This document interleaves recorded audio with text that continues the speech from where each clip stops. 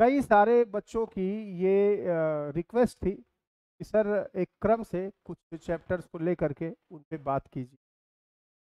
ठीक है, शुरुआत में कर रहा हूँ वेक्टर्स चैप्टर से। ये वो दूसरा चैप्टर्स है जिसमें एनसीईआरटी और स्कूल के टीचर और ज़्यादातर कोचिंग के टीचर्स भी चैप्टर की श्रद्धांजलि निकालते हैं। ठीक है, जिस तरीके से वो पढ़ाते हैं वो तरीका ये है, चाहे वो एनसीईआरटी का हो चाहे स्कूल या कोचिंग के टीचर्स का हो, जैसे लगता है कि वो सब पाकिस्तान के बच्चों को पढ़ा रहे हैं ताकि उनको समझ में ना आए।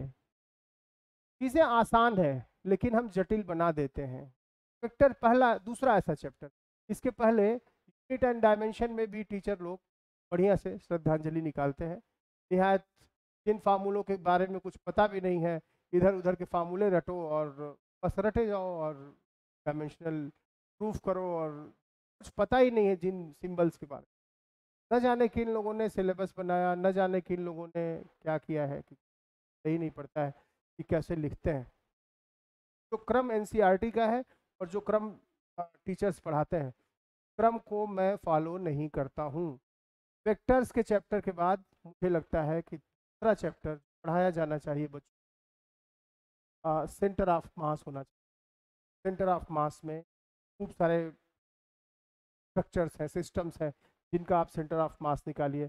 वो निकाल लीजिए तो फिर मोशन और ग्रेविटी पे आइए, फिर प्रोजेक्टाइल पे जाइए, धीरे धीरे फिर ऐसे करिए। हाँ, लेकिन अजीब सा है, पहला चैप्टर यूनिट डायमेंशन, दूसरा वेक्टर और सारा काइनेमेटिक्स में सारा नर्क, फिर प्रोजेक्टाइल और ये सब करते हुए वो लास्ट में पहुंचेंगे सेंटर ऑफ मास पे। तब तक जो है बच्चे का जनाजा निकल चुका। खैर, हम आते हैं इस चैप्टर पे। मेरा दावा है कि जिस तरीके से मैं ये कह रहा हूँ, बता रहा हूँ, तरह से न तो कोई किताब बात करती है, न तो कोई टीचर बात करता है। ये नहीं कि मैं आविष्कारक हूँ, ऐसा नहीं है, लेकिन बच्चों के बीच में लुढ़कते लुढ़कते लुढ़कते लुढ़कते मैंने देखा है इतना लुढ़क जाते हैं सब, सोच के कि यार कुछ रास्ता छोटा सा हो तो मैं बना सकूं। ट्रिक चाहिए। अब दिक्कत है कि फिजिक्स तो किसी को पढ़नी नहीं है, अब सबको चाहिए ट्रिक। टीचर जो है, टीचर कम हो एक्टर ज़्यादा हो, एक्टिंग करे, पहले वो जाके एक्टिंग सीखे, सीख के आए, फिर वो आ, करे।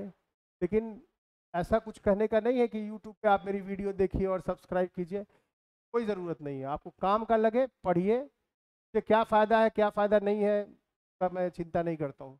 ठीक है, तो कायदे से पहले चैप्टर को पढ़िए, ट्रिक और इस सब के चक्कर में मत पढ़िए। अगर ट्रिक के चक्कर में पढ़ेंगे छोड़ दीजिए।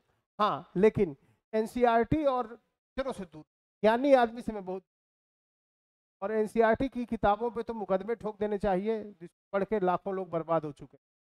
तो फिर से रिवाइज करें, पता नहीं कौन सी कमेटी है बैठती है और इतने वाहियात तरीके से किताबें लिखती है, और लोग बड़े चाव से खरीदते हैं और पढ़ते हैं बड़े श्रद्धा भाव से, और बर्बाद होते हैं। जीवन छोटा सा है, इस प्लेनेट पे तुम 4-5 लाख घंटे के लिए पैदा हुए हो, तो कई लाख घंटे तो तुम एनसीईआरटी पढ़ रहे हो, है ही नहीं। किताब बड़ी खराब तरीके से लिखी। खैर, वेक्टर्स की परिभाषा क्या है, यूनिट वेक्टर क्या है, और टेंसर वेक्टर क्या, टेंसर क्या है, स्केलर क्या है, क्या डिफरेंस है, वो सब झंझट में मैं पढ़ना नहीं चाहता। मैं सिर्फ चैप्टर के कोर में जाना चाहता हूँ, जहाँ तुम्हारी तकलीफ रखी हुई है। तकलीफ क्या है? मैं दो चीजें बहुत परेशान करती हैं इस चैप्टर में। एक डायग्राम है और दो फार्मूले हैं, वो मैं पहले लिखता हूँ। तुम उस भाषा में कभी सोचना मत, ठीक है? वो मैं लिखता हूँ। देखो, एक डायग्राम है जो इस तरह बनाया जाता है। एक तो ये डायग्राम है, ये पी वेक्टर है और ये क्यू,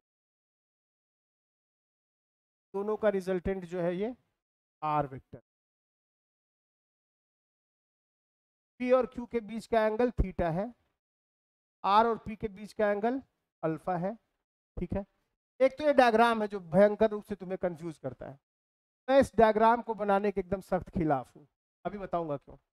दूसरा, ये फार्मूला है जो थोड़ा ठीक ठाक है, तो मैं थोड़ा सोचता हूँ कि चलो इसका काम आ जाता है। कहाँ से आता है इस पर चर्चा होगी कभी। और दूसरा फार्मूला वो लिखाते हैं, tan alpha is equal to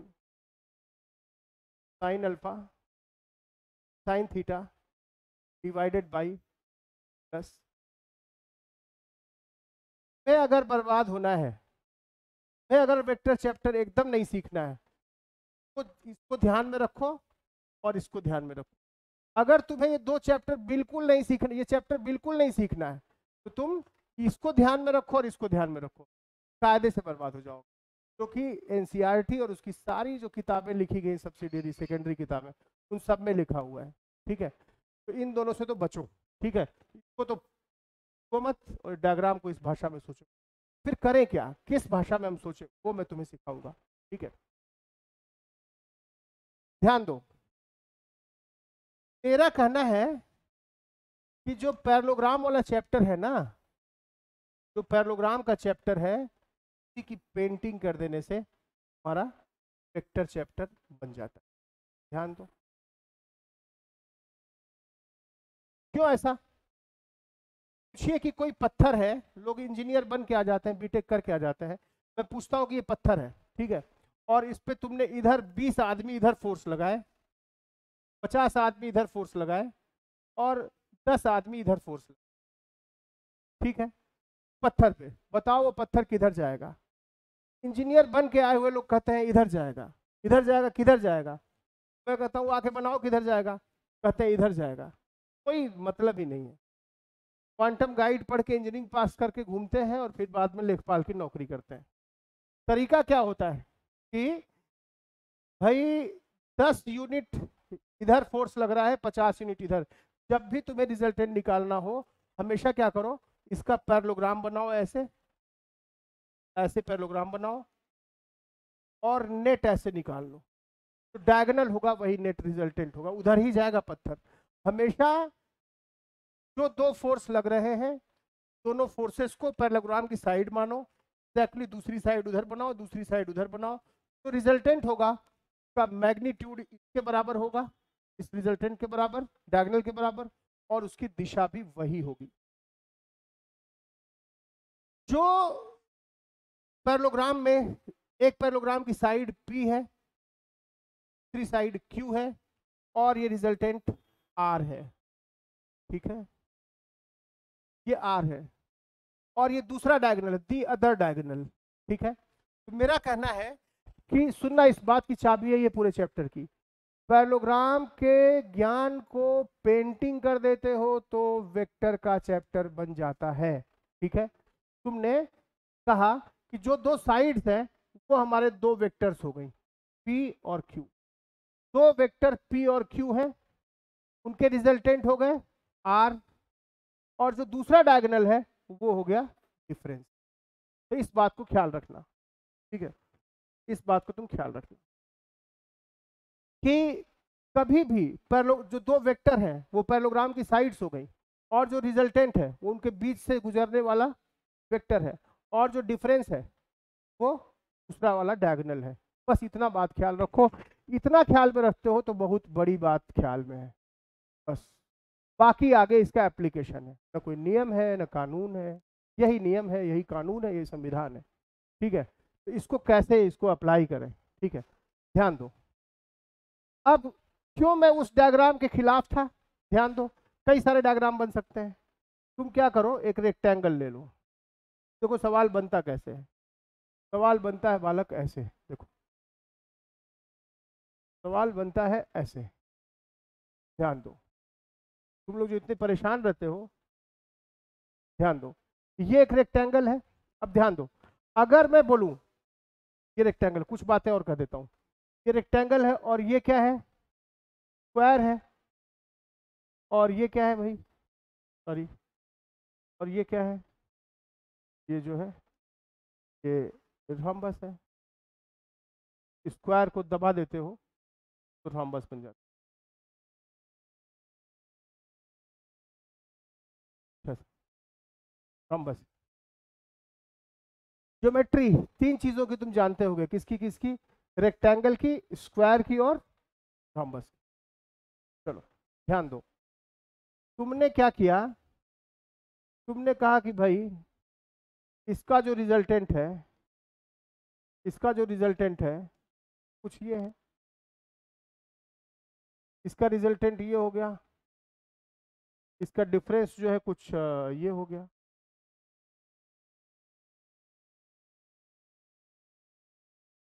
resultant इसका ये है। इसका रिजल्टेंट ये है और इसका रिजल्टेंट ये है, ठीक है। डिफरेंस क्या है? इसका डिफरेंस ये है, इसका डिफरेंस ये है और इसका डिफरेंस, ठीक है। ध्यान देना, दो वेक्टर्स हैं, दो दो जो है ना साइड्स हैं, रेक्टेंगल की दो साइड्स हैं, पी लंबाई है एक की, क्यू लंबाई है दूसरी। यहां पे जो ये डायगोनल है D1 और ये डायगोनल है D2, बताओ D1 और D2 बराबर है कि नहीं? बिल्कुल बराबर है, लंबाइयां उनकी बराबर है, ठीक बात है। फिर देखो कि रेक्टेंगल के जो डायगोनल होते हैं वो 90 डिग्री पे कट करते हैं, ऐसा कई लोग कहते हैं, लेकिन भगवान के लिए ऐसा मत कहिए, ठीक है। रेक्टेंगल के डायगोनल्स 90 डिग्री पे नहीं कट करते हैं, तो ये 90 से कुछ ज़्यादा या कम कुछ भी हो सकता है, ठीक है। तो ये 90 से ज़्यादा या 90 से कम ऐसा हुआ। तो क्या हुआ कि angle between D1 and D2 is not ना क्या 90 डिग्री, 90 डिग्री नहीं है, ठीक बात है, ओके, ठीक बात है। यहां देखो ये P है और ये भी P है, दो साइड्स हैं। यहां पे जो डायगोनल 1 है और डायगोनल 2 है, इन दोनों की लंबाइयां बराबर है, D1 इज इक्वल टू क्या है, D2 है, ठीक है। और एंगल बिटवीन D1 D2 क्या है बोलो, 90 degree. Angle between D1 and D2 90 degree है। तुम ध्यान दो, ये डायगोनल D1 है, ये डायगोनल D2 है, दोनों साइड्स P और P हैं, ठीक है। यहाँ पे D1 D2 बराबर है क्या? नहीं, D1 बड़ा है, D2 छोटा है, दिखने से लग रहा है। D1 D2 बराबर नहीं है, और क्या है, angle between D1 and D2 क्या है, वो 90 डिग्री है। Angle between D1 D2 90 degree है, angle between D1 and D2 90 degree. अब इसी को तुमको अभ्यास करना है, इसी को तुम्हें अभ्यास करना है। क्या अभ्यास करना है? अगर मैं कहूं कि दो साइड्स हैं किसी भी क्वाड्रिलेटरल की, P और Q, और उनके डायगोनल्स की लंबाइयां बराबर हैं, डायगोनल्स की लंबाइयां बराबर हैं और उनके बीच का एंगल 90 डिग्री नहीं है, इसका मतलब क्या हुआ, वो रेक्टेंगल हुआ, ठीक है। यहां देखो, अगर मैं कहता हूं कोई क्वाड्रिलेटरल है जिसकी दोनों साइड्स इक्वल है और उनके डायगोनल्स 90 डिग्री पे कट करते हैं और दोनों इक्वल भी हैं, 90 डिग्री पे कट भी करते हैं और इक्वल भी हैं, ठीक है। यहां इक्वल थे लेकिन 90 डिग्री पे नहीं थे, यहां इक्वल भी हैं और 90 डिग्री पे हैं, यहां इक्वल नहीं है लेकिन 90 डिग्री पे है। दो बात है, ध्यान देना। रेक्टेंगल में डायगोनल्स इक्वल हैं, डायगोनल्स की लंबाइयां इक्वल हैं, लेकिन वो दोनों कट कितने पे कर रहे हैं, 90 पे नहीं कट कर रहे हैं। जबकि स्क्वायर में क्या होता है, डायगोनल्स इक्वल हैं लेकिन दोनों 90 डिग्री पे कट भी, और 90 डिग्री पे कट भी करना है। जबकि रॉम्बस में क्या होता है, डायगोनल्स कट तो 90 डिग्री पे जरूर कर रहे हैं लेकिन इक्वल नहीं है, उनकी लंबाइयां अलग अलग हैं, ठीक है। इसी को वेक्टर की भाषा में कहना हो तो हम क्या कहेंगे, ठीक है। वेक्टर की भाषा में इसे D1 को हम रिजल्टेंट वेक्टर बोलेंगे, ये रिजल्टेंट वेक्टर हो गया, ये P वेक्टर हो गया, ये Q वेक्टर हो गया, दोनों वेक्टर का रिजल्टेंट हो गया R वेक्टर, और ये जो D2 को बोलेंगे डिफरेंस वेक्टर। तो अगर हम बोले इसको क्या बोलेंगे कि दो वेक्टर P वेक्टर और Q वेक्टर है, ठीक है, उनका जो रिजल्टेंट वेक्टर है और जो डिफरेंस वेक्टर है दोनों की लंबाइयां बराबर है, यानी R वेक्टर का जो मैग्नीट्यूड है और जो डिफरेंस वेक्टर का मैग्नीट्यूड है वो बराबर है। अगर मैग्नीट्यूड बराबर है, ठीक है, और angle between r vector and d vector is not 90 degree, वो 90 डिग्री नहीं है, ठीक है। तो क्या हो जाएगा बोलो, अगर रिजल्टेंट वेक्टर का मैग्नीट्यूड और डिफरेंस वेक्टर का मैग्नीट्यूड दोनों बराबर है और उनके बीच का एंगल 90 डिग्री नहीं है, तो क्या होगा, तो वो रेक्टेंगल होगा। रेक्टेंगल होगा इसका मतलब क्या हुआ कि angle between P and Q क्या होगा, P vector and Q vector is 90 degree. ये एक बड़ा सवाल हो गया, ये आप अपने टीचर से ही जाके पूछिएगा कि सर ये बताइए, तुम एक बार प्रयोग करके देखना कि सर ये बताइए, तुम अपने मन में सोचना और उससे पूछना।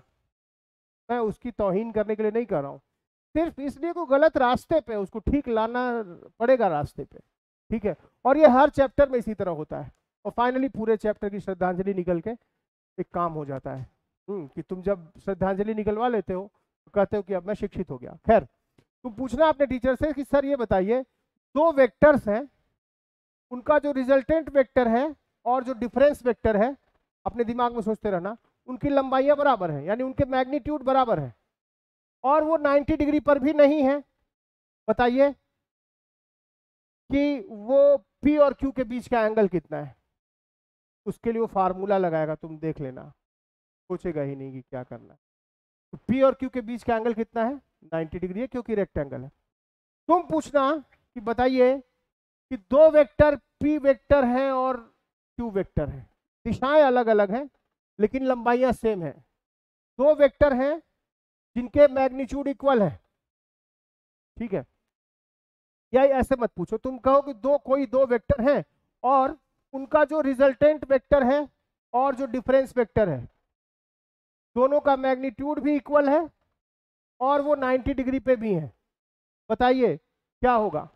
तो ये कहना पड़ेगा कि mod P mod Q equal है, दोनों वेक्टर्स की लंबाइयां क्या है, इक्वल है और दोनों वेक्टर भी क्या है, 90 डिग्री पे है। ये रिजल्ट निकलेगा, तुमको साफ साफ दिखेगा। इंफॉर्मेशन दी जाएगी डायगोनल्स के बारे में और पूछा जाएगा वेक्टर्स के बारे में, साइड्स के बारे में। ये तुम्हें होगा हर क्वेश्चन में। इंफॉर्मेशन क्या दी गई डायगोनल के बारे में कि दोनों डायगोनल्स इक्वल है, यानी रिजल्टेंट की लंबाई और डिफरेंस वेक्टर की लंबाई का मैग्नीट्यूड इक्वल है, ठीक है।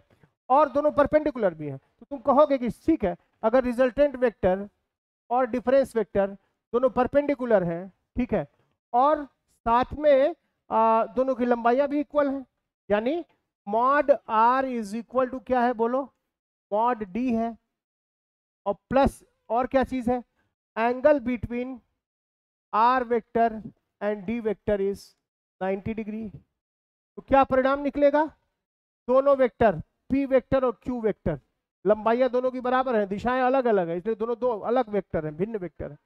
दोनों वेक्टर के बीच का एंगल 90 डिग्री है और दोनों का मैग्नीट्यूड क्या है, वो इक्वल है। इसके बारे में देखो, अगर तुम्हें डायगोनल के बारे में इंफॉर्मेशन दे दी जाए कि डायगोनल 1 मतलब रिजल्टेंट वेक्टर और डिफरेंस वेक्टर दोनों परपेंडिकुलर है, इक्वल नहीं है, जैसे ये है और ये है, रिजल्टेंट वेक्टर और डिफरेंस वेक्टर दोनों परपेंडिकुलर है, इक्वल नहीं है, तो क्या करोगे तुम। तो ठीक है भाई, D1 D2 परपेंडिकुलर है लेकिन इक्वल नहीं है, तो तुम बोलोगे कि ठीक है भाई, अगर इक्वल नहीं है और परपेंडिकुलर है तो ये रोम्बस हुआ। मतलब क्या हुआ, रोम्बस हुआ। रोम्बस हुआ इसका मतलब क्या हुआ कि दोनों साइड्स क्या हो गई, इक्वल हो गई, और दोनों डायगोनल क्या हो गई है, 90 डिग्री पे है ही है, ठीक है। तो ऐसे तुम सोच सकते हो कि जो इस तरह की बातें जब करते हैं ना, तब तुम इसको इस रेक्टेंगल और रोम्बस और स्क्वायर की भाषा में सोच सकते हो, ठीक है। जैसे तुम देखो ध्यान से, कई सारी बातें और हैं, जैसे देखो इस वाले प्रॉब्लम में अगर मैं डायग्राम कैसा भी बना सकता हूँ, मैं डायग्राम ऐसा भी बना सकता हूँ, एक राइट एंगल ट्रायंगल को दूसरे राइट एंगल ट्रायंगल से जोड़ सकता हूँ, जोड़ दिया। एक इक्विलेटरल ट्रायंगल को दूसरे इक्विलेटरल ट्रायंगल से जोड़ सकता हूँ, पैरेललोग्राम बन गया। एक इक्विलेटरल ट्रायंगल को दूसरे इक्विलेटरल ट्रायंगल से जोड़ सकता हूं। ध्यान देना, दो वेक्टर P और Q है, इनका जो रिजल्टेंट R है वो P के परपेंडिकुलर है। क्या ऐसा हो सकता है? कई बार मैं पूछता हूं कि ये डायग्राम तुम्हें क्यों धोखा देता है, P है, Q है और ये R है। तुमसे मैं पूछता हूं कि ये बताओ ये जो रिजल्ट R है, क्या ये R कभी P से 90 डिग्री बनाएगा? क्या ये जो रिजल्टेंट है ये कभी P से 90 डिग्री बनाएगा? बच्चे बोलते हैं कभी नहीं बनाएगा। यही इसकी गलती है, यही इस डायग्राम की गलती है। R जो है P से कोई भी एंगल बना सकता है। ध्यान दो, देखो, हाँ, अगर, क्योंकि ये एक्यूट एंगल बना के देता है, P और Q के बीच में एंगल लेस देन 90 डिग्री बना के देगा और तुम इसके शिकार हो जाते हो, तुम इसी टर्म्स में सोचना शुरू कर देते हो। नहीं, वो नहीं चाहिए। तुम कहोगे कि P और Q के बीच में अगर एंगल 90 डिग्री से ज्यादा है तो ये संभव है कि ये परपेंडिकुलर हो जाए। देखो, P और Q के बीच में एंगल क्या है? 90 डिग्री से ज्यादा है, तो जो रिजल्टेंट है वो क्या है? P के परपेंडिकुलर है। ठीक है, यहां देखो, दो यूनिट वेक्टर है, यूनिट वेक्टर मतलब जिसकी लंबाई एक हो, दो यूनिट वेक्टर हैं जिनका रिजल्टेंट भी क्या है? यूनिट वेक्टर है। देखो, ऐसा संभव है। कई बार मैं पूछता हूं क्या आर की वैल्यू पी के बराबर होगी? इस डायग्राम की फिर यही गलती है, बच्चे उसी डायग्राम से चिपक जाते हैं जो पहला डायग्राम हम बनाते हैं।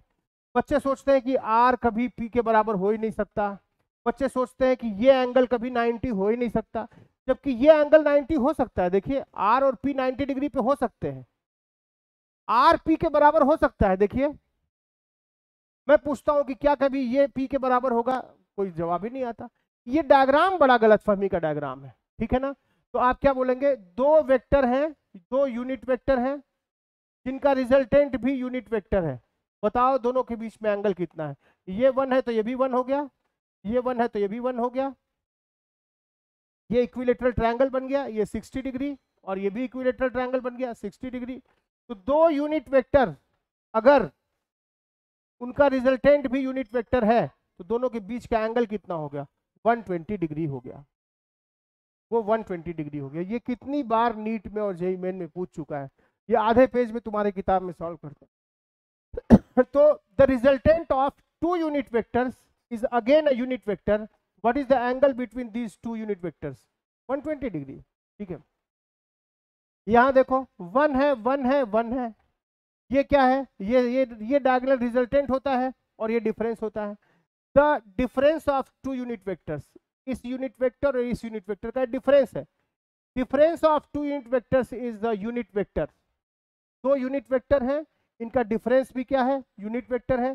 पूछा है कि बताओ दोनों यूनिट वेक्टर्स के बीच कितने का एंगल है? 60 डिग्री। तुम पूछ के देखो ज्ञानी लोगों से, समस्या ये है कि तुरंत वो फार्मूला लगाएंगे, सॉल्व करना करेंगे। पेन और पेपर तुम्हारा दुश्मन है, तुम सोचने की जगह लिखना शुरू कर देते हो।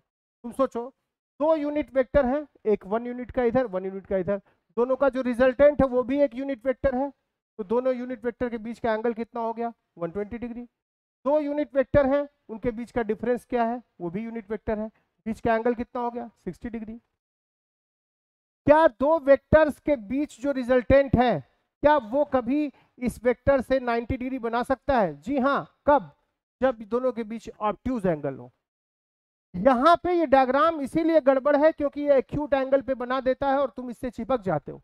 ठीक है, अब यहां कुछ करना ही नहीं है, सिंपल पाइथागोरस लगा लो। ये क्यू है और ये क्यू हो गया, सिंपल। ये राइट एंगल ट्रायंगल है तो पाइथागोरस लगा लो। क्यू स्क्वायर बराबर क्या? आर स्क्वायर प्लस कितना? स्क्वायर। काम यहां से हो जाएगा। तो बड़े सिंपल सिंपल चीजों से काम निकल सकता है वेक्टर वाले चैप्टर में, लेकिन हम लोग क्या करते हैं कि उसको फार्मूले के टर्म्स में या उसी डायग्राम के टर्म्स में सोचना शुरू कर देते हैं। ठीक है, कुछ बातें मैं और करूंगा। ठीक है, जैसे मैं कहूं कि दो वेक्टर्स हैं, पी वेक्टर और क्यू वेक्टर। कुछ क्वेश्चन में बनाता हूं, इनका जो रिजल्टेंट वेक्टर की लंबाई है और जो डिफरेंस वेक्टर की लंबाई है वो इक्वल है, दोनों के मैग्नीट्यूड इक्वल है, लंबाइयां इक्वल है। ठीक है, लेकिन और रिजल्टेंट वेक्टर परपेंडिकुलर है डिफरेंस वेक्टर के, तो क्या होगा? दूसरा, अगर रिजल्टेंट वेक्टर का मैग्नीट्यूड ये डिफरेंस वेक्टर के मैग्नीट्यूड के इक्वल है और r is not perpendicular to d, d vector के परपेंडिकुलर नहीं है। तीसरा सोचो कि r is perpendicular to d, r जो है d के परपेंडिकुलर है, ठीक है, लेकिन इक्वल नहीं है, लेकिन रिजल्टेंट का मैग्नीट्यूड जो है वो डिफरेंस के मैग्नीट्यूड के इक्वल नहीं है। तुम ये तीनों चैप्टर पूछना ज्ञानी लोगों से बहुत मुश्किल। मुझे ज्ञानी लोगों से नहीं चिढ़ है, मुझे ये दिक्कत नहीं, तुम उस जाल में फंस जाते हो, तुम उस जाल से निकलो, तुम इस भाषा में सोचना शुरू करो। तुम ये मत सोचना कि मैं कहीं भी तुम्हें भड़का रहा हूँ टीचर के खिलाफ या उससे मुझे इज्जत मिलेगी, नहीं, मैं ये कह रहा हूँ कि चीज़ों को देखने का नजरिया लोगों ने डेवलप किया नहीं है और वो टीचर बन गए। वो उस जटिलता में तुम्हें झोंक देते हैं, तुम्हें इन्हीं लाखों बच्चे झोंके जा रहे हैं। 13-14 लाख लड़के जेई मेन की तैयारी करते हैं और 13-14 जेई नीट की करते हैं। मुझे लगता है 30 लाख बच्चे तो तैयारी करते हैं जेई मेन एडवांस की और नीट की, ठीक है, तो सब झोंके जाते हैं ज़्यादातर इसी तरह। स्कूलों का हाल देख ही रहे हो, ठीक है। तो खैर, तो यहाँ तुम क्या परिणाम निकालोगे? यहाँ से क्या सीखोगे तुम? यहाँ से तुम क्या सीखोगे? यहाँ से तुम सीखोगे कि रिजल्टेंट वेक्टर, यानी तुम ऐसे सोचना, तुम ना रिजल्टेंट को बोलना डायगोनल 1, इस डिफरेंस को बोलना डायगोनल 2, दोनों डायगोनल बराबर हैं और दोनों डायगोनल परपेंडिकुलर। ऐसा कब होता है भाई? स्क्वायर के केस में दोनों डायगोनल बराबर भी हैं और परपेंडिकुलर भी हैं। इसका मतलब दोनों वेक्टर क्या हो गए कि लंबाइयां इक्वल भी हो गई और वो परपेंडिकुलर भी हो गए। तो यहां से क्या परिणाम निकला? इंफॉर्मेशन दी गई है डायगोनल्स के बारे में, पूछा जा रहा है वेक्टर्स के बारे में, तो यहां से क्या परिणाम निकला? दोनों p वेक्टर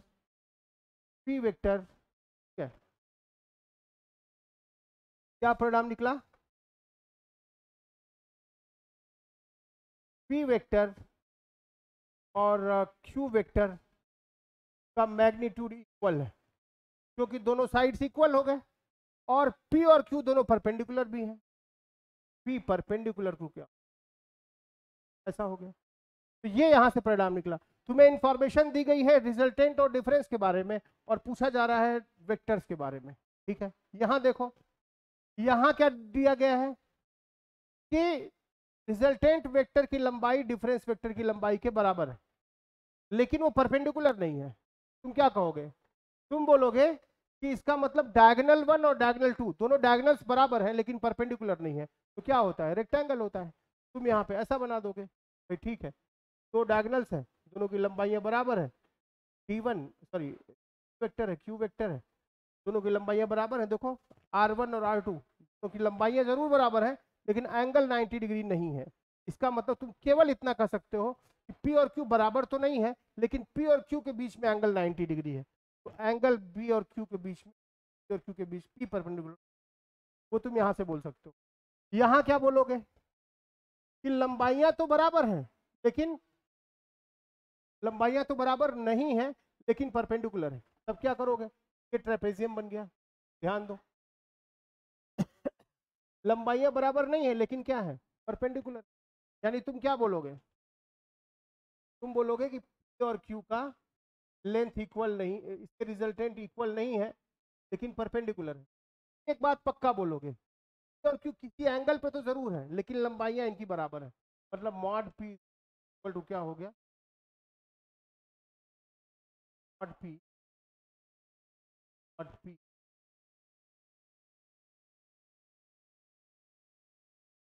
बात को समझो कि हमें इंफॉर्मेशन दे रहा है रिजल्टेंट और डिफरेंस के बारे में, पूछ रहा है वेक्टर्स के बारे में, ठीक है ना।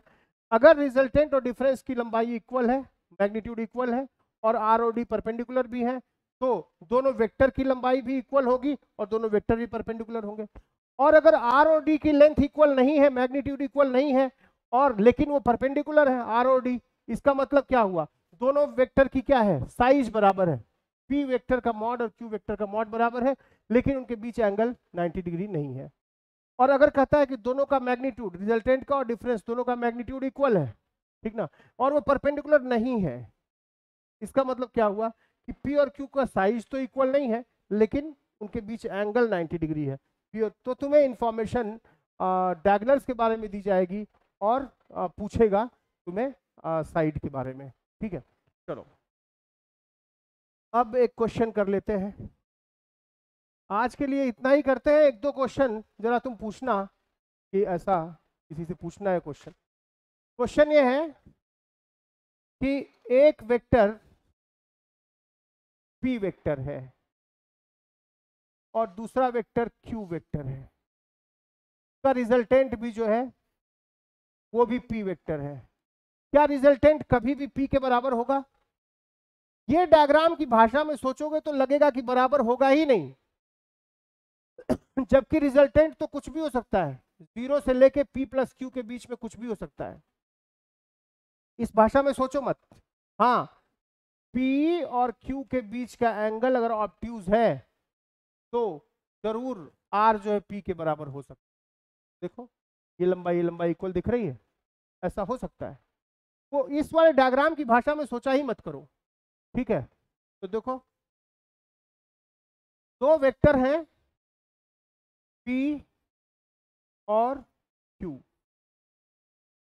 उनका जो रिजल्टेंट है वो आर है, उनका जो रिजल्टेंट है वो आर है, ठीक है। Now length of P is increased by R. P की लंबाई तुमने और बढ़ा दी, आर कर दिया, ये एंगल अल्फा है, रिजल्टेंट और पी के बीच का एंगल अल्फा है। Now length of P is increased by R, है ना, length of p is increased by r, then find the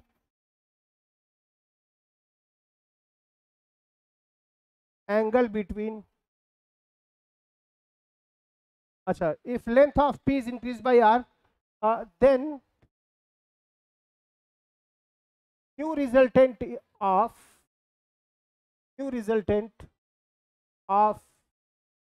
p plus r, p की लंबाई तुमने बढ़ा दी ना r, तो नया वेक्टर क्या होगा p plus r, then new resultant of p plus r and q is r dash। तो p plus r और q के बीच का नया रिजल्टेंट r dash हो गया। Then find the angle between r dash and p।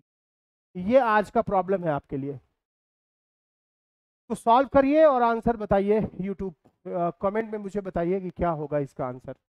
कि दो वेक्टर p और q हैं और जिनका रिजल्टेंट r है, जो कि p से अल्फा एंगल बना रहा है। अब आपने p की लंबाई r और बढ़ा दी और q जो है वो वही रह गया, तो p प्लस आर जो नया वेक्टर है वो q के साथ, वो और q, p प्लस आर और q, उन दोनों का नया रिजल्टेंट क्या हो गया r डैश, ठीक है। तो पूछा है कि बताओ angle between r dash and p क्या होगा, r डैश और p के बीच का एंगल क्या होगा। नया रिजल्टेंट जो r डैश है, r डैश और p के बीच का एंगल क्या होगा। ये आपके लिए आज का प्रॉब्लम है, ये आप अपने आसपास जो वेक्टर को जानते हो उन लोगों से भी जरूर पूछिए, ठीक है। एक प्रॉब्लम और दे देता हूं, कल दोनों को डिस्कस करूंगा। कि दो वेक्टर p और q हैं, इनका रिजल्टेंट r है, जिसकी वैल्यू p के बराबर है, की लंबाई p के बराबर है। इफ p इज डबल्ड, अगर तुमने p को डबल कर दिया, देन न्यू रिजल्टेंट ऑफ